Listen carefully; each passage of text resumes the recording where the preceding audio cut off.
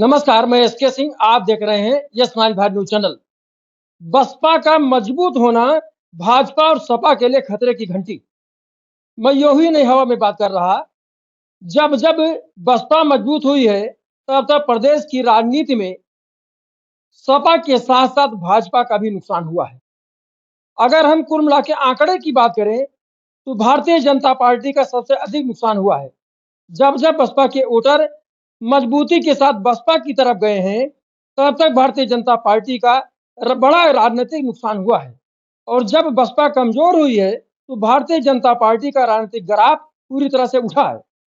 लेकिन जैसे जैसे विधानसभा का चुनाव नजदीक आता जा रहा है, बसपा भी अपना पैर पसारने में जुट गई है, क्योंकि बहन मायावती मान गई है कि बिना संघर्ष के कुछ हासिल होने वाला नहीं है।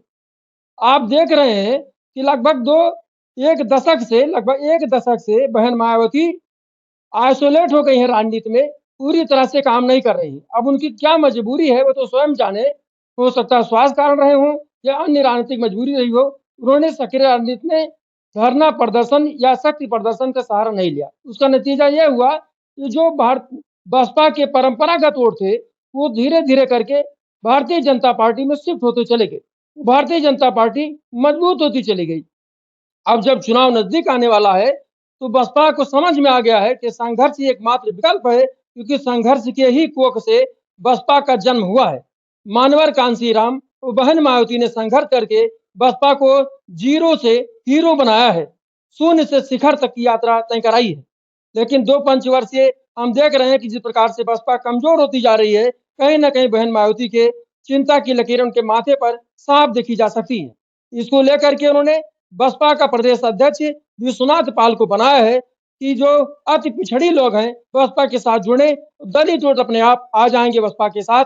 जैसे ही इन दोनों वोटों का ध्रुवीकरण हुआ, बसपा अपने आप मजबूत होती चली जाएगी। इसके अतिरिक्त जो दिग्गज नेता है, उनको भी बसपा की तरफ लाने का प्रयास किया जा रहा है। इसी कड़ी में अयोध्या से जितेंद्र सिंह बबलू को बसपा में शामिल करा करके एक बड़ा राजनीतिक संदेश देने की कोशिश की गई है कि सामान्य वर्ग के कद्दावर नेताओं को टिकट दिया जाएगा और उनके साथ जो परंपरागत बसपा के वोट हैं आएंगे, तो निश्चित रूप से बसपा मजबूत होती चली जाएगी।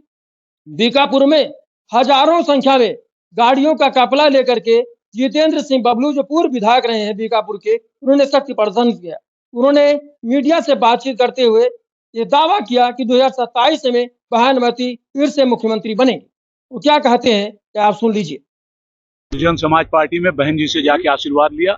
बहन जी ने कहा जाके बीकापुर में काम करो, काम करने के लिए आप लोगों के बीच में आ गया।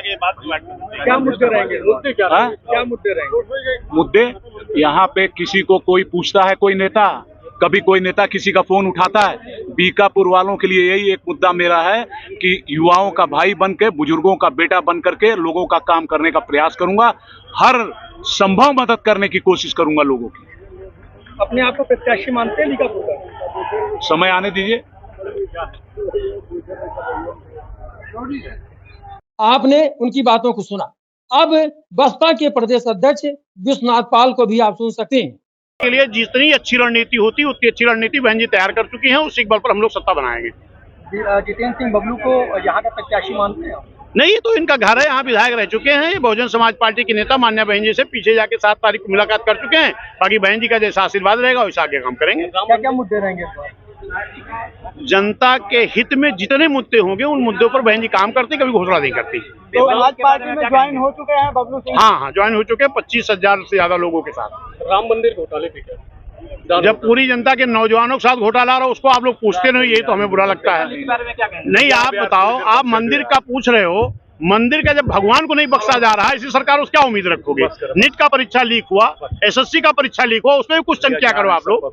धन्यवाद।